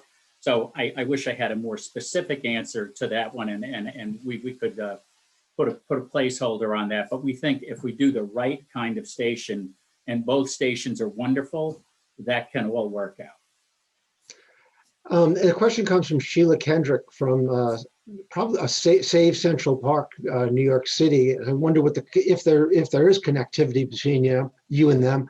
There's really a concern about the shadow study, what the effects are going to be on them, and whether they can actually share that study or whether there's actually a stronger connectivity between your groups. Well, we were exchanging emails this morning, and I think there likely is. I don't want to be presumptive when I've never spoken to Sheila directly, but welcome aboard. We'll be happy to talk to you more about it. But Richard had the slide on the shadows, and I'll let Richard comment on it because he studied it more closely than I did. I was immediately offended and didn't study it much further. Well, I mean, it's so worth going through that report. It's a classic piece of government kind of stuff. It's hundreds of pages long. All you really need to do, I mean, you can read it all, and obviously from a legal point of view and everything else, you need to pay attention to all the detail, and there's a lot in it. But the images are very telling because they put the images all toward the end. So classic, right? You're like, so what's it supposed to look like? And then you have no idea, and you scroll through 100 pages and you get to these images which are just staggeringly awful. I mean, even for just studies, I can't believe, and obviously they're trying to avoid any kind of stylistic or architectural point of view, but just look at those study drawings that were made by Raymond Hood and all of the others, for Rockefeller Center when they were studying the question, as opposed to this stuff, which is just, like unbelievable. Anyway, but the main point is it's in there. You can go, we could send the link, right, Sam? I mean, yeah. It's the ESC website, right? For the what's it actually officially called? Oh, it's the draft environmental impact statement. Draft environmental impact statement, right? Yeah. So if you look, I will say, there are some design things, and in our official response for Rethink NYC, we propose a park south of Penn Station where the parking garage is. And these are all iterative, but we thought it'd be good to bring natural light in there. We also, I know some people have questioned what would happen with the power station from the original Penn Station. Our thought, and everything will be iterative and collaborative, inclusive, but our thought would be that we would put a first-in-class homeless services provider in that building and make sure that the homeless population in the immediate neighborhood, and particularly that pressure in the station, can be met with real services. And so that's the kind of thing that we think we can do to try to blend the best of old and new. There are also one or two churches in the area who are very involved in the homeless, and we'd like them to bring them into the ranks of the stakeholders in this. So the next question was in the last idea with Madison Square Garden on Broadway 34th Street, how many of the current buildings would be removed? I assume today's Manhattan mall would be one. Are there any others of note? Well, again, I think that the issue here, so the simple answer is no, not really. The Manhattan Mall is the former Gimbel's store, but the whole inside is gutted. There's some remaining architecture on the exterior, but it's kind of pretty badly compromised. You could probably, figure out a way to incorporate that facade if you really wanted to, but I think that it makes more sense to say, look, you acquire that, there's a commercial building, very indifferent commercial building on the corner of 34th and Herald Square and 6th Avenue, Broadway. The one thing that Sam and I are kind of most concerned about is the sky bridge that connects to the old Gimbel's store across 31st Street.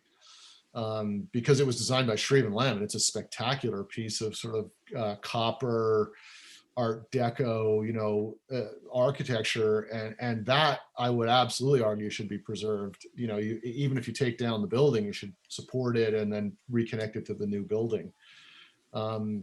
But no, the plan kind of, it tries to keep as much. There's a lot of real historic value in this neighborhood. It's been lost in the same way that the original Penn Station was lost in the kind of grime and grunge and crummy commercial stuff that's around there. And this is what happens, unfortunately. I think these things get eroded in the public mind to the point that people don't even see them anymore. But if you go around the neighborhood and tour it, there's a whole host of buildings, the marble, what's the name of the church, Sam, that's on the, I'm forgetting for a second, on 31st, that goes through, there's the power station, all those things are preserved. St. John the Baptist, but John the Baptist, I'll credit Brad Vogel for making me look smarter than I am. Well, so anyway, yeah, and I think that would be the first thing you would do, would be to go around and document all the things that, but the plan I drew tries very hard to preserve all of that stuff and say, okay, you can afford to sacrifice this 2-block site on Herald Square because it's just like, it's one of the most important sites in the city. And it's staggering how banal what's there is. Yeah, and look, we understand even within our group, there's diversity of opinions. And we have 4 different Madison Square Garden sites. We think this one would perhaps be the most attractive to some of the other key stakeholders. But while it's not under the present plans, there is sites below the Javits Center that are part of the Hudson Yards that are undeveloped. Would it make sense given the new commercial real estate market in the city? And some of it will come roaring back after COVID. I don't think all of it will. I think Zoom's with us for good, but that's a potential site. There's a site up on Dyer Avenue, sort of would take some interesting engineering with the way cars come out of the Lincoln Tunnel. There might be one building there that you would have to destroy. The ReThink Studio Group is advocating that the Port Authority bus terminal should largely be in New Jersey, and there should be a transit link into Manhattan. This would be a little longer term solution, but that labyrinthine maze of bus ramps at the Port Authority bus terminal is another slot that Madison Square Garden could be. And we don't say this to confuse the issue. There are a lot of key players, and we're going to have to find the highest common denominator of how this can resolve itself. And we never like to tear down buildings or Lloyd Zuckerberg, who's been close with us for a while, says, Sam, please stop talking about people's buildings when you never talk to the owner, which we do apologize for some of that in advance. The public dialogue sometimes outpaces our ability to keep up with the building owners. But we do think we will be talking about adjusting far fewer buildings than under the present plan, which we think goes at this thing in a very inorganic way and will destroy much of the fabric of the neighborhood. And while some people like to suggest it's a tired neighborhood, it doesn't have this, that, or the other thing, we think, Soho and Tribeca and the High Line and other neighborhoods, when they came back, you don't have to destroy everything in a city to make it come back. Usually if you preserve some of the best of what's there, you do the best job. And I know that Pennsylvania Hotel takes a lot of shots to the head, and I studied for the bar exam there and have very bad memories of 800 lawyers fighting to use 3 payphones and, not enough toilets up in the ballroom, everything. It's not a good memory for me. But if you look at the bones of that building and what Richard said, it could be a great hotel. And how many hotels like that in New York have been taken over by Ian Schrager, who utilizes all the existing architecture in a very creative way, and all of a sudden they're hip. I mean, can you imagine a hip Pennsylvania hotel? We need to be creative. We need to put all our cards on the table and check egos at the door. So windier answers than you needed, but I wanted to get all that out. You two are comfortable going a little bit further? We still have over 60 people on board. Are you okay if we continue a little bit longer? Yeah, sure. Great. So the next question is actually from Michael Diamant, who I mentioned earlier, who is part of that 20,000 member group, the New Traditional Architecture group on Facebook in Sweden. He asks 2 questions. Where does the money go? A, and politicians listen when they have something to earn from it. Have you tried to connect this project, I guess, suitable for New York, to progressive politics to get grassroots activism? I'm not sure that you're not exactly that, but if you could answer that question. Well, we've been doing a lot of outreach to a lot of groups, and I wish we were further along. It's a stakeholder by stakeholder proposition. I do think that now that this Empire Station complex not only has been proposed, but it's been proposed on a fast track that's going to, not fully use some of the local land use procedures. I think you're seeing people get pretty excited pretty quickly. And, regrettably, I think COVID threw people off the trail. I think the success of the Moynihan gave some cover to, hey, we know what we're doing. This will be just as good. And I think now that people are reading the not even fine print, they're realizing we are losing all the lessons of the Moynihan, and it's natural, like almost overnight, and going back to the stupid subterranean style of station that we needed. But in terms of progressives, within ReThink New York City, we have people that span the political spectrum, from people who think Bernie Sanders is a right winger to people that are right of center. We don't have anybody super right, and but we are in touch with all the different stakeholders in New York, regardless of political persuasion. On our mailing lists are all the congressmen, senators, local people, and we believe there's going to be an emerging faction that we hope becomes a substantial majority that says, hey, it's really time.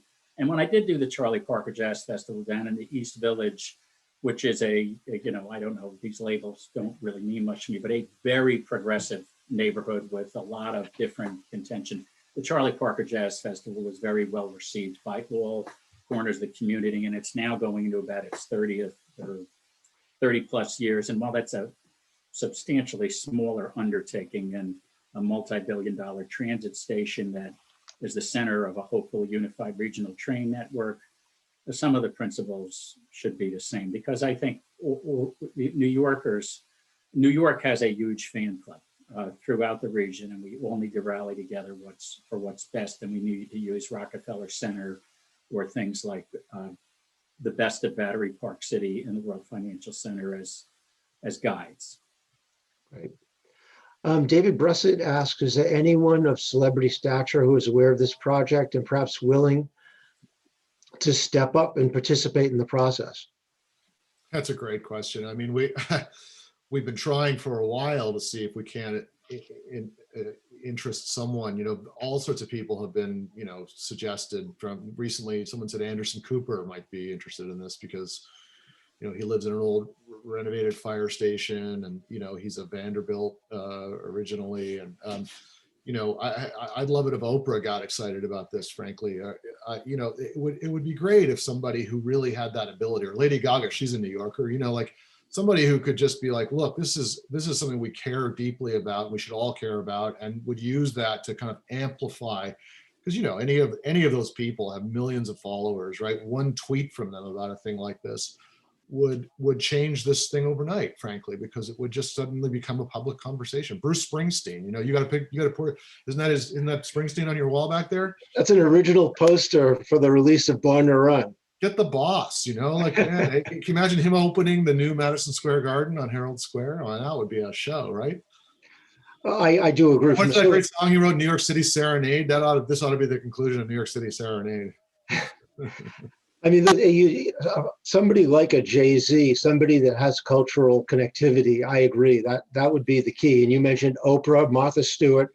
There's an awful lot of people out there. Somebody just mentioned the next question, what about Andrew Yang? So the people are out there. How do you make the connections? Right. You know, one celebrity at a time. I did get to know a lot of jazz celebrities during my Charlie Parker producer years, and I'll work on it. I'm you know, I don't know that we have any naturals at it, but it will not be from lack of effort. Well, you know, we were talking, Sam, recently about, you know, Ed Norton, because, you know, I don't know if you saw Motherless Brooklyn, David, but, you know, they digitally recreated the concourse in its kind of faded glory, but for that movie. And we were saying, like, that wouldn't be great if Ed Norton and Wynton Marsalis and Tom York like got excited about, you know, whatever.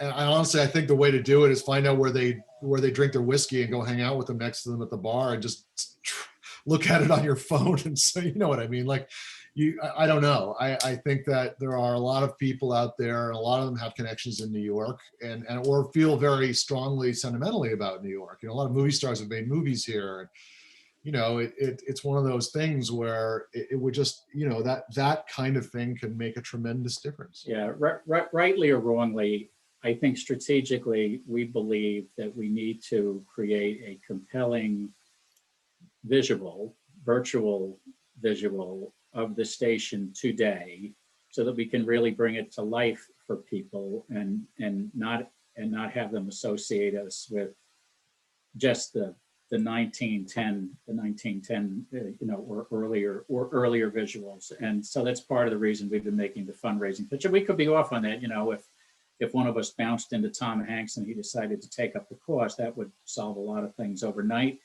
But you know, we're going to solve the political problem, but it certainly helps with the getting the message out part, yeah, which is a huge part of the political problem, because you've got to, you know, I think was it Richard Salmons or something, I think, said on here, you know, you got to get the Amtrak Joes on this, you know, all, you know, every LIRR rider, every New Jersey Transit rider, every Amtrak rider, everyone who comes into New York City, and frankly, anybody that uses Madison Square Garden should care about this, you know.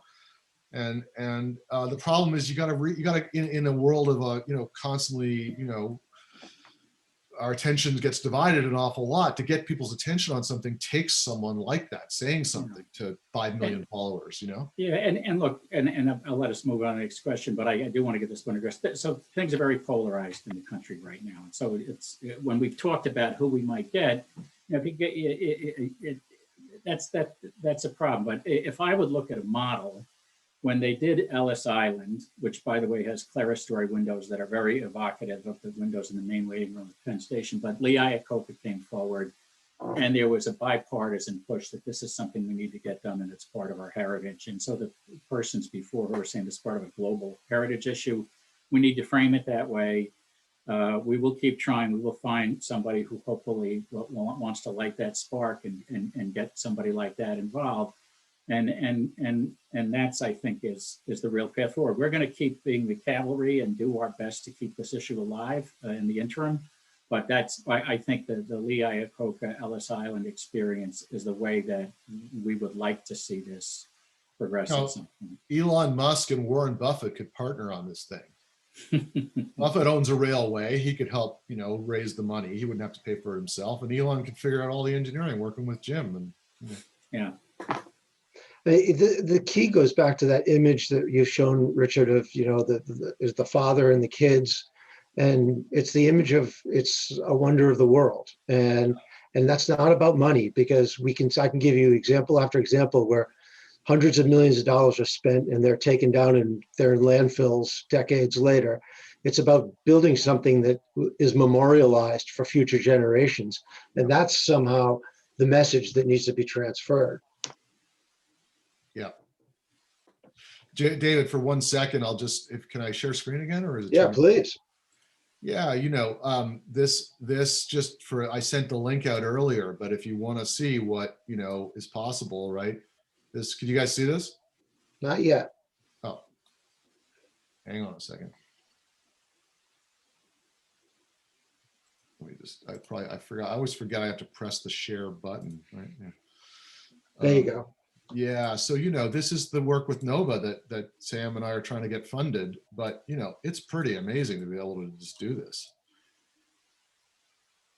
And I sent out the link to everyone, but imagine if we could do this where you could move around it, walk through it, stand outside it, and there's a kind of, and the guys from Nova did a phenomenal job. I mean, other people have done digital modeling of this, but this is the best one out there. We're still at work on we don't have really good records of the Jules Guerin paintings. We have a little bit, but that's one of the things that's most important, because after all, look at the way that the painting kind of completes the big thermal window visually, right? So that, the painting and the sky become kind of a huge part. And think of the great map room at the Vatican. I mean, that's what this was really about. This was the world railway system. It had Long Island, it had the United States, it had, the Atlantic, it had, it was connecting New York City to the whole world via rail. And, so we've got this part done, and we have the arcade done now that we're going to connect to this in this model. But, and Sam can tell you the numbers, but anyway, it's, Well, I think we ought to, I know at least I'm talking too much. We ought to get to as many questions as we can, David, before you have to close the door. Another question is can you, from Ronald Lee Fleming, can you get a briefing with the Secretary of Transportation? Oh, we're sure. I don't know.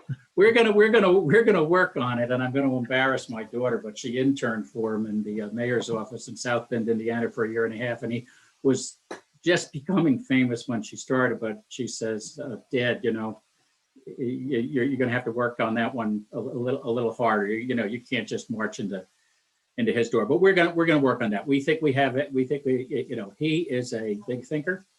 And I said on a broadcast recently that he and Joe Biden do not appear to me to be big ego guys. And I think a lot of people can learn a lot from that. And we'd like to get these big ideas in front of them and make sure they understand it. Well, the people who are doing this day by day, the transit folks and a lot of the different agencies, this is something they need to listen to the public, whether it's on transportation or architecture.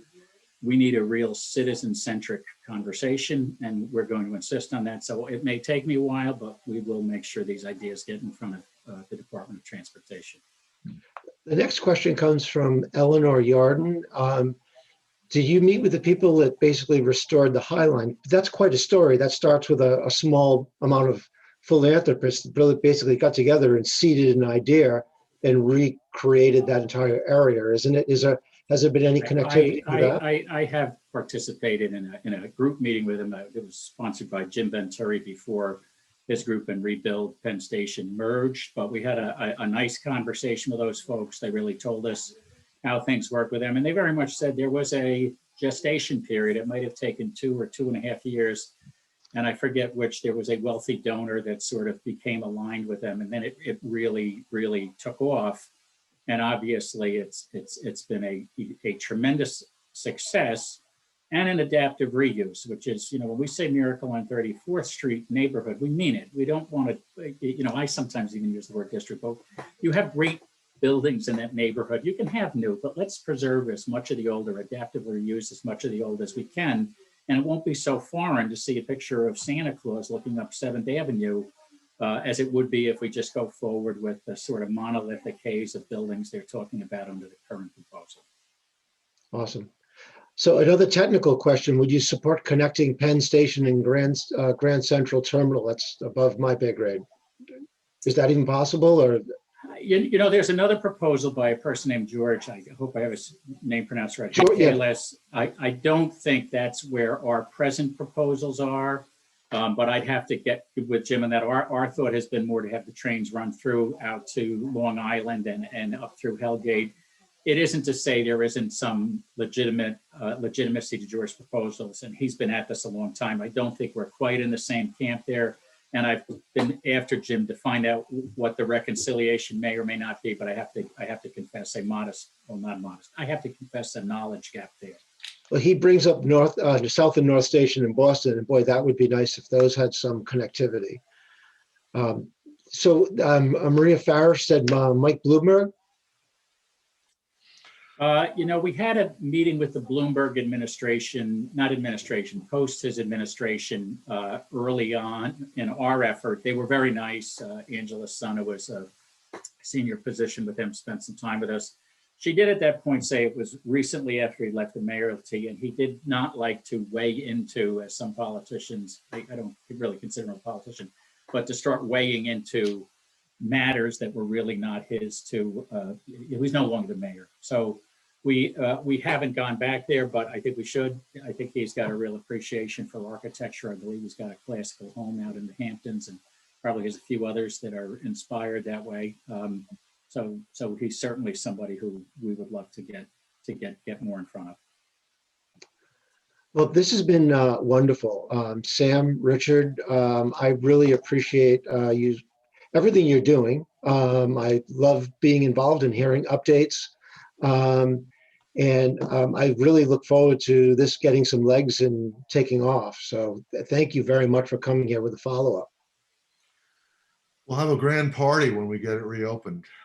Yeah, and I want to thank you for having us, but I also want to thank Richard. I've been at this since about 2016, but Richard's really been carrying this baton for a long, long time. And you know, myself and the other folks at ReThink NYC get a huge kick out of working with Richard and are inspired by his different compositions and thought processes. And as I said, we have a lot of give and take within our group, but we're all committed to finding that highest common denominator for this city and this region. And it is a regional effort. And I do want to compliment community boards 4 and 5 and all my other new civic minded friends that I'm meeting through that. But you're going to see an emerging consensus of people that are talking about this a lot, and presentations like this can only help the cause. So please have us back whenever you want. Yeah, and David, thank you again. I mean, you guys in New England and you personally have just been wonderful on this, and you know, I'm glad in a way that, you know, and because you've got some great suggestions. And you know, first of all, this is a New England issue as much as it is a New York issue, as it is a DC issue, as it is a country issue, as it is a world issue. But I think your idea of a charrette that would involve architects, urban planners, landscape architects, developers, politicians, you know, on the model of the sort of Rockefeller Center, or, you know, would be phenomenal. It reminds me of the images of Henry Hope Reed doing his very early tours of walking around with people and basically doing educational tours of the city before they existed before, and basically bringing the people into the process. And I feel like there's something like that we could reproduce, and we could really expand this idea. You could. Well, I think we all could, and I think, you know, that and you know, having a broader, more widely spread voice, and also throwing some great parties. You know, it always helps. You know, that's how they did the High Line. I have my martini glass ready to go on that note. Well, thank you again. I really, really appreciate it. I look forward to reconnecting again soon. Thank you. Bye-bye. Bye.